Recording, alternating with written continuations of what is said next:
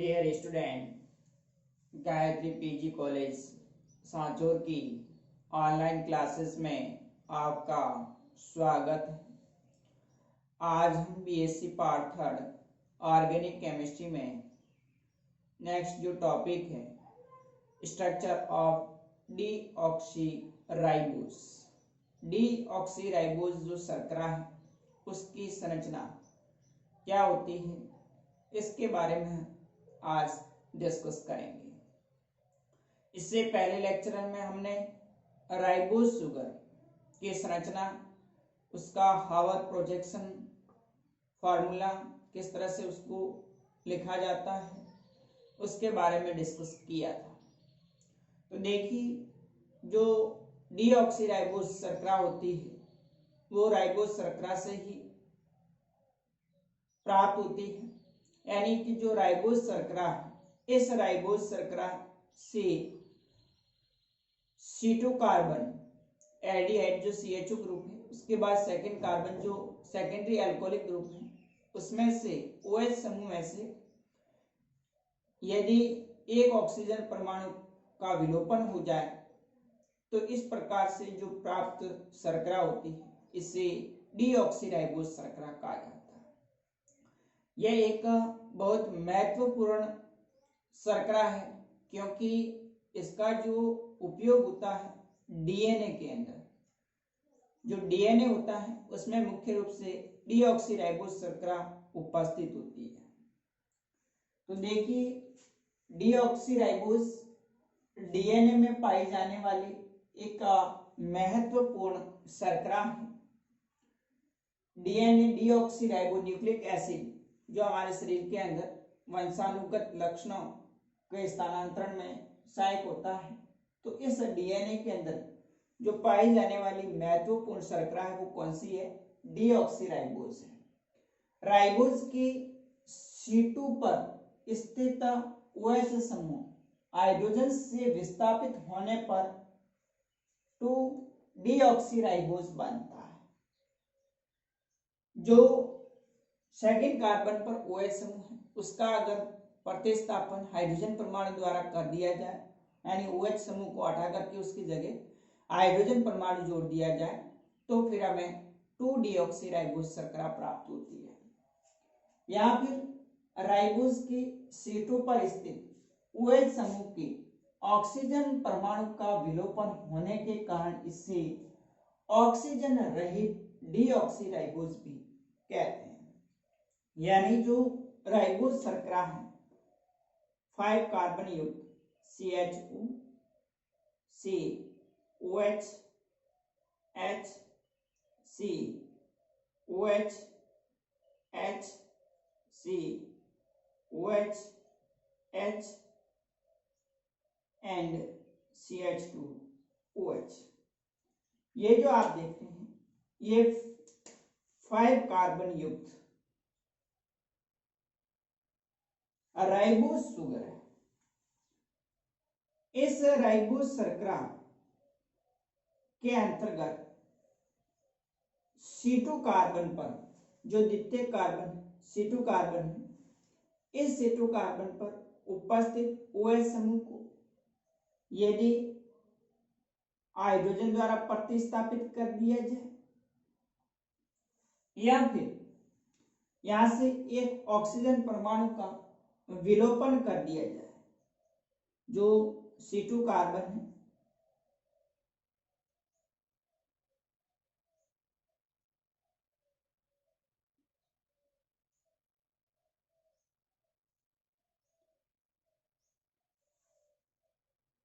Oxygen परमाणु को हटा दिया जाए, तो इस प्रकार से जो प्राप्त शर्करा है ऑक्सीजन रहित, इसे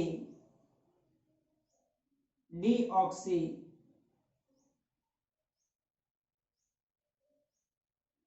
राइबोज शुगर कहा जाता है।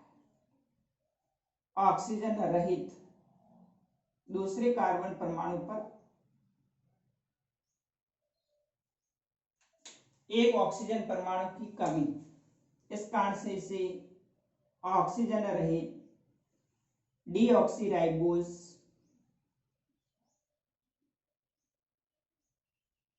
सुगर कहा जाता है। तो इस प्रकार से ये एक 5 कार्बन युक्त इसकी रेखीय संरचना है डीऑक्सीराइबोस शर्करा की, जिसमें C2 कार्बन पर जो OH समूह है उसका हाइड्रोजन द्वारा प्रतिस्थापन या फिर इस C2 कार्बन से एक ऑक्सीजन परमाणु को विलोपित करने पर डीऑक्सीराइबोस शर्करा प्राप्त होती है। अब इसमें भी C1 कार्बन जो एल्डिहाइडिक कार्बन है ये C5 कार्बन के साथ में इंट्रामोलिकुलर रिएक्शंस के द्वारा 6 एटम युक्त साइक्लिक हेमीएसिटेल संरचना बनाता है, जिसकी संरचना पायरेन के समान होने के कारण इसको डीऑक्सीराइबोपायरेनोज कहा जाता है। और यदि C1 कार्बन C4 कार्बन के साथ इंट्रामोलिकुलर रिएक्शंस के द्वारा साइक्लिक संरचना हेमीएसिटेल का निर्माण करेगा, जिसकी संरचना फ्यूरेन के समान होने के कारण इसको डीऑक्सीराइबोफ्यूरेनोज भी कहा जाता है। तो देखिए किस प्रकार से इसकी साइक्लिक स्ट्रक्चर होती है।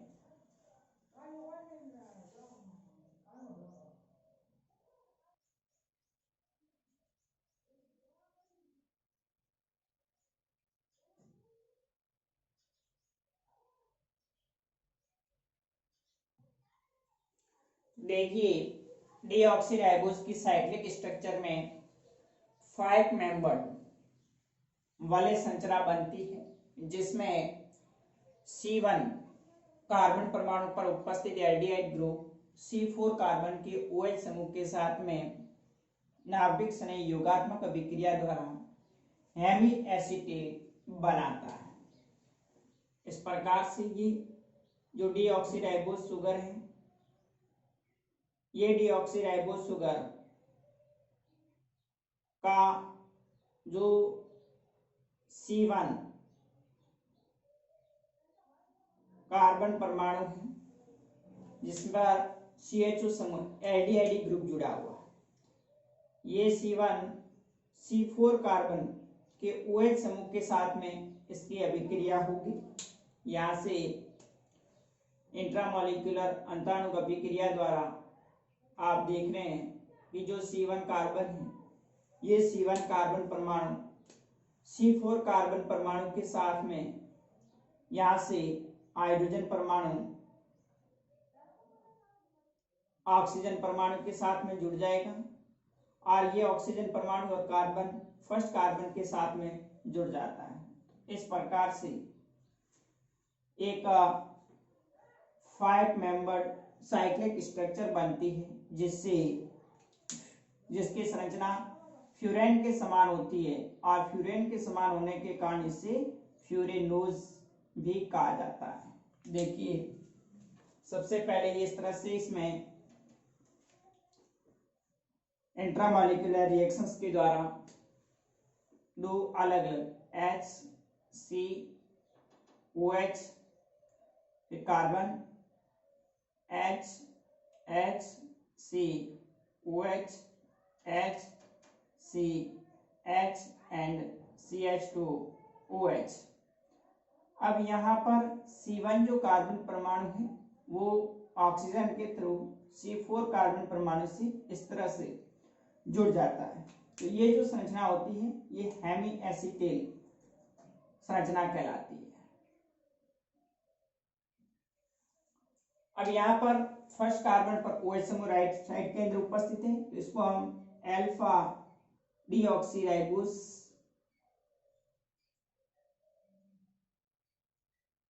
तथा अगर OH समूह लेफ्ट साइड के अंदर प्रेजेंट है तो इसे हम बीटा डीऑक्सीराइबोस शर्करा कहा जाता है। जो C1 कार्बन जिसे एनोमेरिक कार्बन कहा जाता है, इस एनोमेरिक कार्बन परमाणु पर H और OH की स्थिति में परिवर्तन से दो अलग अलग समावेशी, एक अल्फा और दूसरा बीटा प्राप्त होता है। यहां पर OH समूह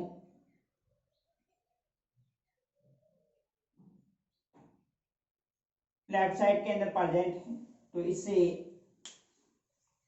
बीटा डी ऑक्सीराइबोज कहा जाता है।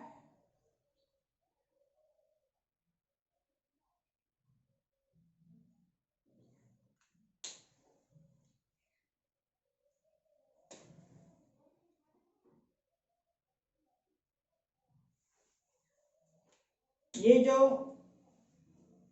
साइक्लिक एमी एसिटेल स्ट्रक्चर है, इसमें आप देख रहे हैं 1 2 3 4 कार्बन इस ऑक्सीजन के थ्रू, यानी इस रिंग के अंदर टोटल 5 एटम प्रेजेंट है।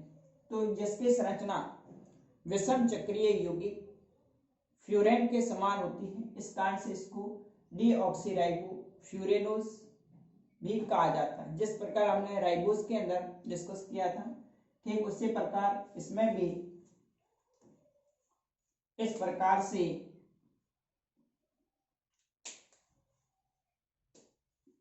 विषम चक्रीय यौगिक फ्यूरेन जो होता है उसके समान इसकी स्ट्रक्चर होती है, इसलिए इसको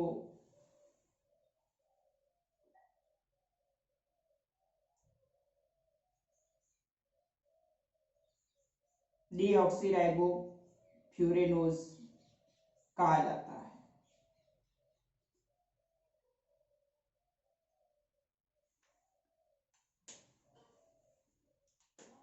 फर्स्ट कार्बन सेकंड कार्बन पर एक ऑक्सीजन परमाणु की कमी होती है, थर्ड फोर्थ और फिफ्थ कार्बन, इसे अल्फा डी ऑक्सी राइबो फ्यूरेनोज कहा जाएगा। इसी प्रकार से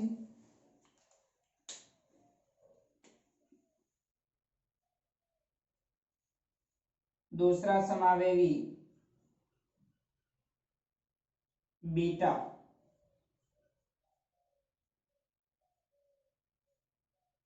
जिसमें OH समूह फर्स्ट कार्बन पर ऊपर की तरफ स्थित है, तो इसे बीटा डीऑक्सी राइबो फ्यूरेनोज कहा जाएगा।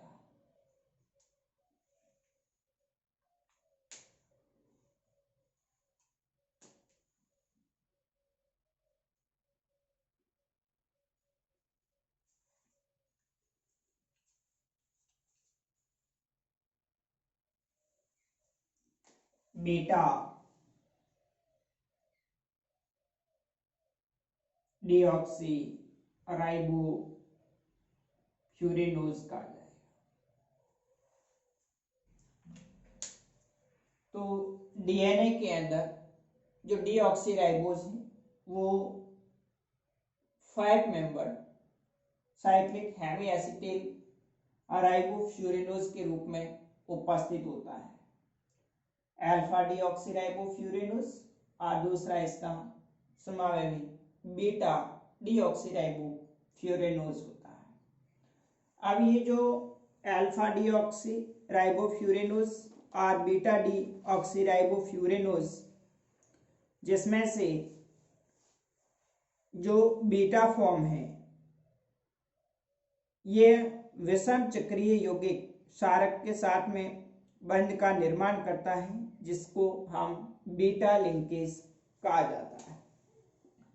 जो डीएनए के अंदर बेस के साथ में डीऑक्सीराइबोज शर्करा की बीटा जो आइसोमर्स होता है बीटा डीऑक्सीराइबोफ्यूरेनोज, यह जो विषम चक्रीय क्षारक जो बेस होते हैं उनके साथ में बीटा लिंकेज के द्वारा ये जुड़ा हुआ रहता है।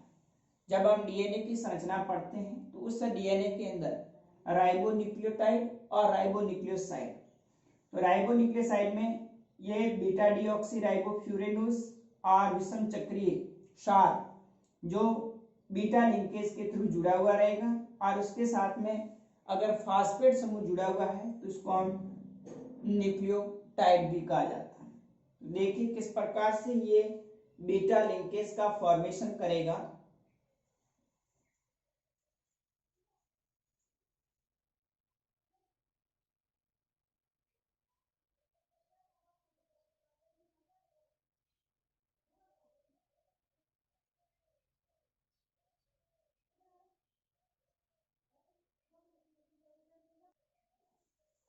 देखिए, डीऑक्सीराइबोफ्यूरेनेस का जो बीटा फॉर्म होता है, यानी बीटा डीऑक्सीराइबोफ्यूरेनोज है, वो किसी विषम चक्रीय यौगिक क्षारक प्यूरिन और पिरिमिडिन है।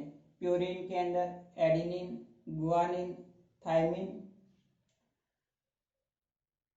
और पिरिमिडिन जो शार्क होते हैं, प्यूरिन और पिरिमिडिन, तो उनके साथ में ये जो बीटा डीऑक्सीराइबोफ्यूरेनोज होता है वो बीटा लिंकेज, बीटा बंधन के द्वारा जुड़ा हुआ रहता है। देखिए फॉर एग्जांपल, ये जो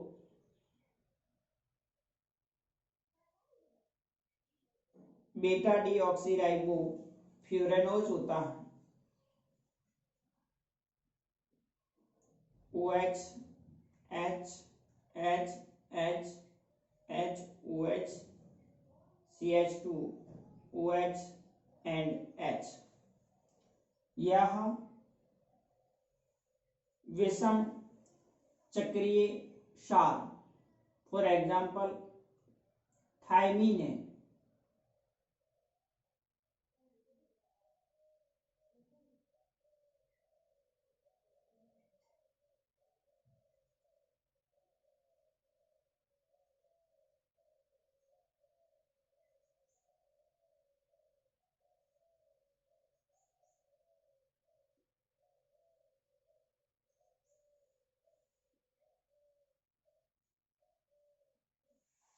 ये एक विषम चक्रीय यौगिक बेस थायमीन है। इसके NH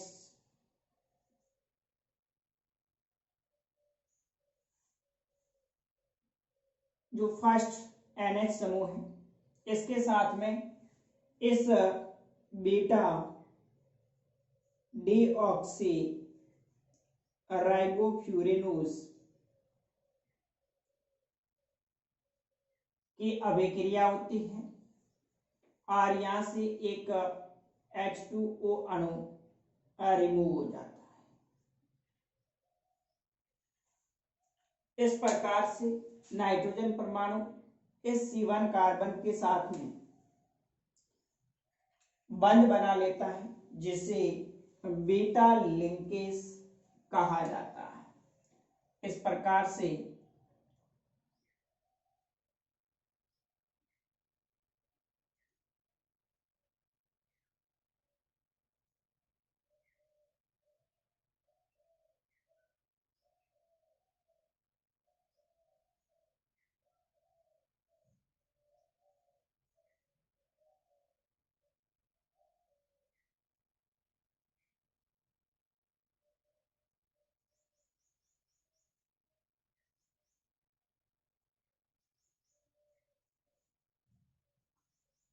C1 कार्बन परमाणु नाइट्रोजन के साथ में जुड़ जाएगा, एक राइबोन्यूक्लियोसाइड बनता है। तो ये जो बॉन्ड है C1 कार्बन और नाइट्रोजन परमाणु H2O के रिमूव होने से नाइट्रोजन और कार्बन के बीच बंध बनता है, इसे बीटा लिंकेज कहा जाता है। कई बार एग्जाम में सवाल पूछा हुआ है, बीटा लिंकेज क्या होता है। ये जो संरचना होती है जिसमें बीटा राइबो डीऑक्सीराइबोफ्यूरेनोज इस विषम चक्रीय बेस थायमीन के साथ में जुड़ा रहता है, तो इससे हम न्यूक्लियो साइड कहा जाता है। तो इस प्रकार से जो नाइट्रोजन परमाणु यानी विषम चक्रीय यौगिक क्षार जो बेस होते हैं वो C1 कार्बन के साथ में बीटा लिंकेज के द्वारा जुड़े हुए रहते हैं।